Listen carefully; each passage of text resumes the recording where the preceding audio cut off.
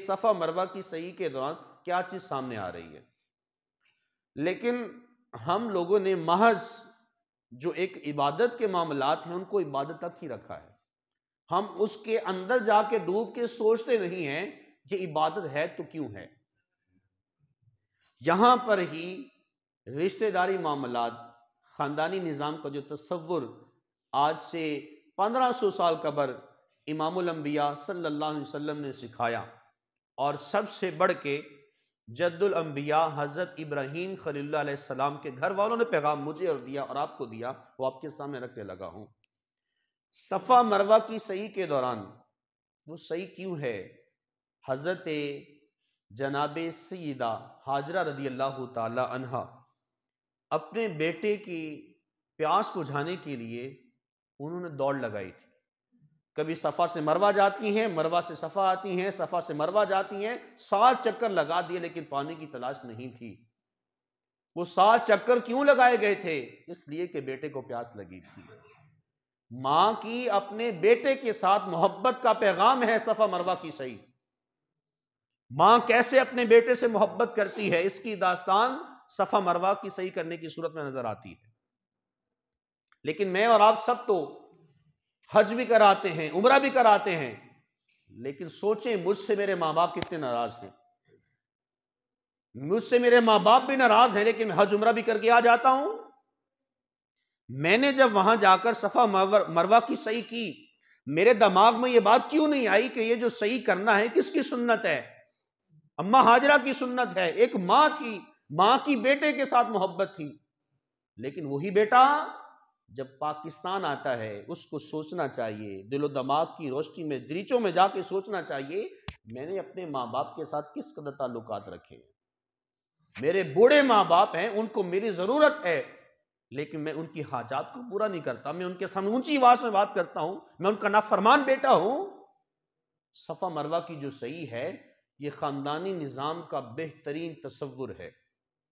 اور یوں ہی جب حضرت ابراہیم علیہ السلام اپنی زوجہ محترمہ حضرت اماں ہاجرہ رضی اللہ عنہا کو اور حضرت اسماعیل علیہ السلام کو اس وادی میں چھوڑ کے جا رہے تھے، تو جیسے ہی مکہ سے باہر نکلے تو آپ کی آنکھیں نم ہو گئیں اور آنکھوں میں آنسو آ گئے.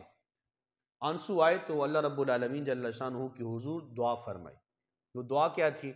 فرمایا ربنا انی اسکنتو، باری تعالیٰ تو ہمارا رب ہے، میں نے اپنی کچھ اولاد کو من ذریتی بواد غیر ذی زرع عند بیتک المحرم، میں نے اپنی کچھ اولاد کو اس تیرے پاکیزہ معطر منور خوبصورت گھر کے قریب ایک وادی میں تنہا چھوڑ کے آ رہا ہوں.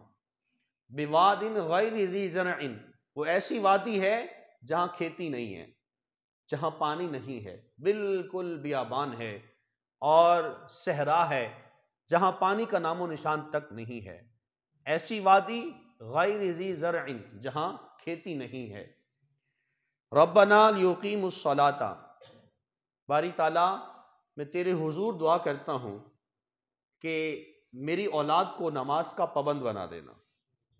فاجعل افئدۃ من الناس تہوی الیہم، باری تعالیٰ لوگوں کے دلوں کو ان کی طرف مائل کر دے، تمام لوگوں کے دل ان کی طرف مائل ہو جائیں. میں اپنی اولاد کو تیرے گھر کے پاس ایک وادی میں چھوڑ کے جا رہا ہوں. اور وارزقہم من الثمرات لعلہم یشکرون، باری تعالیٰ میری اس اولاد کو اپنی طرف سے پھلوں کا رزق عطا فرمانا، لعلہم یشکرون، تاکہ وہ تیرا شکر ادا کر سکیں. یہ حضرت ابراہیم علیہ السلام نے دعا کی. اب یہ دعا کس کے حق میں جا رہی ہے؟ اپنی زوجہ کے حق میں. کس کے حق میں جا رہی ہے؟ اپنے بیٹے کے حق میں جا رہی ہے.